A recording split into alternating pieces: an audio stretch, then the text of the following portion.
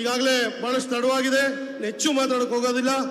ಮೊದಲನೇದಾಗಿ ಹಾಸನ ಸಮಸ್ತ ಜನತೆಗೆ ಹೊಸ ವರ್ಷದ ಶುಭಾಶಯ ಕೋರ್ತಾ, ಈಗಾಗಲೇ ತಮಗೆಲ್ಲರಿಗೂ ಗೊತ್ತಿದೆ ಹಾಸನ ಜಿಲ್ಲೆಗೆ ಇವತ್ತೇನಾದ್ರು ಅಭಿವೃದ್ಧಿ ಕಾಣ್ತಾ ಇದೆ ಅಂದ್ರೆ ಅದು ನಮ್ಮ JDS ಸರ್ಕಾರ ಇದ್ದಾಗ ಮಾತ್ರ ಅಭಿವೃದ್ಧಿ ಆಗಕ್ಕೆ ಸಾಧ್ಯ ಅಂತ ಈ ಸಂದರ್ಭದಲ್ಲಿ ನಾನು ಕೂಡ ಘಂಟಾಘೋಷವಾಗಿ ಹೇಳ್ತಾ, ಈಗಾಗಲೇ ತಮ್ಮೆಲ್ಲರಿಗೂ ಗೊತ್ತಿದೆ ದೊಡ್ಡ ಪಟ್ಟಿನೇ ಮಾಡಬೇಕಾಗುತ್ತೆ ಹಾಸನ ಜಿಲ್ಲೆಯಲ್ಲಿ, ಅದು ವಿಶೇಷವಾಗಿ ಹಾಸನ ವಿಧಾನಸಭಾ ಕ್ಷೇತ್ರದಲ್ಲಿ ಎಷ್ಟು ಕೆಲಸ ಕಾರ್ಯಗಳಾಗಿದೆ, ಶಾಶ್ವತವಾಗಿರೋಂಥ ಕೆಲಸ ಕಾರ್ಯಗಳು ಹಾಸನ ನಗರದಲ್ಲಾಗಿರೋಂಥದ್ದು ತಮ್ಮೆಲ್ಲರಿಗೂ ಗೊತ್ತಿದೆ.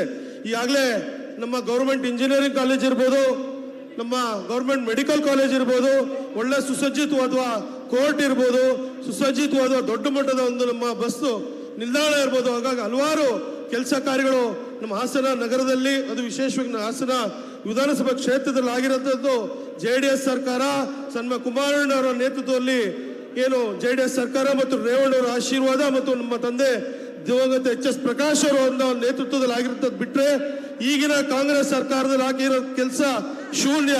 ಈಗಾಗಲೇ ತಾವೆಲ್ಲರೂ ನೋಡ್ತಾ ಇದ್ರಿ, ಏನು 3 ವರ್ಷ ಪೂರೈಸ್ತಾ ಬಂದಿದ್ರು ಕೂಡ ಏನು ಹಾಸನ ಜಿಲ್ಲೆಗಿರ್ಬೋದು ಕಾಂಗ್ರೆಸ್ ಸರ್ಕಾರದ ಏನು ಕೊಡುಗೆ ಕೊಟ್ಟಿದ್ದಾರೆ ಅಂತ ನಾವೆಲ್ಲರೂ ಪ್ರಶ್ನೆ ಹಾಕ್ಬೇಕಾಗ್ತದೆ.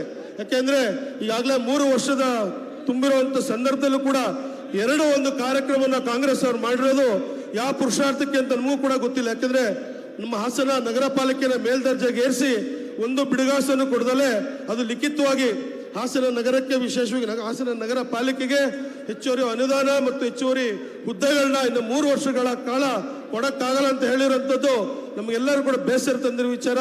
ಹಾಗಾಗಿ ನಾನು ಕಾಂಗ್ರೆಸ್ ನಾಯಕರಿಗೆ ಮತ್ತು ಕಾಂಗ್ರೆಸ್ ಸರ್ಕಾರಕ್ಕೆ ಕೇಳಿ ಬಯಸ್ತೇನೆ, ಹಾಸನದಲ್ಲಿ ಯಾವ ಪುರುಷಾರ್ಥಕ್ಕೆ ತಾವು ಸಮಾವೇಶನ ಮಾಡಿದ್ರಿ, ಏನು ಸಾಧನೆ ಸಮಾವೇಶನ ಮಾಡಿದ್ದು ಯಾವ ಪುರುಷಾರ್ಥಕ್ಕೆ ಅಂತ ಗೊತ್ತಿಲ್ಲ. ಆದ್ರೂ ಕೂಡ ಇಂಥ ಒಂದು ಸಂದರ್ಭದಲ್ಲಿ ನಮ್ಮ ಹಾಸನ ನಗರ ಇವತ್ತು ಕುಮಾರಣ್ಣ ಅವ್ರಿಗೆ ನಾನು ಕೇಳಿ ಬಯಸ್ತೇನೆ, ಇವತ್ತು ಸನ್ಮಾನ್ಯ ದೇವೇಗೌಡರ ಅಪ್ಪಾಜಿ ಅವರು ಪ್ರಧಾನಮಂತ್ರಿಗಿಂತ ಕಾಲದಲ್ಲಿ KADB ಸರ್ಕಲ್ ಇಂಡಸ್ಟ್ರಿಯಲ್ ಆಗಿಂಥದ್ದು ಸನ್ಮಾನ್ಯ ದೇವೇಗೌಡರ ಅಪ್ಪಾಜಿ ಅವರು ಪ್ರಧಾನಮಂತ್ರಿ ಇದ್ದಾಗ ಮಾತ್ರ ಇವತ್ತು 1 ಲಕ್ಷ ಜನ ಹಾಸನದ ಜನತೆ ಇವತ್ತು ಅಲ್ಲಿ ಕೆಲಸ ಮಾಡ್ತಾ ಉದ್ಯೋಗನ ಪಡ್ತಾ ಇರೋದು ನಮ್ಗೆಲ್ಲರಿಗೂ ಸಂತೋಷ ತಂದಿರೋ ವಿಚಾರ.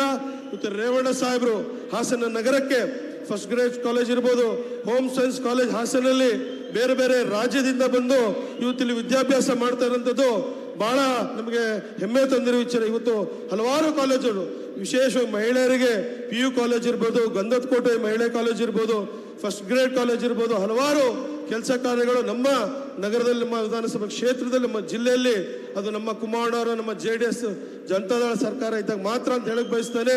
ಇವತ್ತು ನಾವು ಕೂಡ ಎಲ್ಲೋ ಒಂದ್ ಕಡೆ ನಮ್ಮ ಹಾಸನ ಜಿಲ್ಲೆಗೆ ಅನ್ಯಾಯ ಆದ್ರೂ ಕೂಡ ಮುಂದಿನ ದಿನಗಳಲ್ಲಿ ನಾವೆಲ್ಲರೂ ಕೂಡ ಮುಂದೆ ಹೋರಾಟ ಮಾಡ್ತಾ ಪಕ್ಷದ ಇವತ್ತು ಬಲವರ್ಧನೆಗೆ, ಸಂಘಟನೆಗೆ ತಾವೆಲ್ಲರೂ ಸಾಕ್ಷಿಯಾಗಿದ್ದೀರಿ. ಸುಮಾರು 2 ಲಕ್ಷಕ್ಕಿಂತ ಹೆಚ್ಚು ಕಾರ್ಯಕರ್ತರು, ಮುಖಂಡರು, ಪಕ್ಷದ ಅಭಿಮಾನಿಗಳು, ದೇವೇಗೌಡರ ಹಿತೈಷಿಗಳು, ಅವರ ಕುಟುಂಬದ ಹಿತೈಷಿಗಳು ಸಹಸ್ರಾರು ಸಂಖ್ಯೆಯಲ್ಲಿ ಬಂದು ಕಾರ್ಯಕ್ರಮ ಯಶಸ್ವಿ ಮಾಡಿದೀವಿ.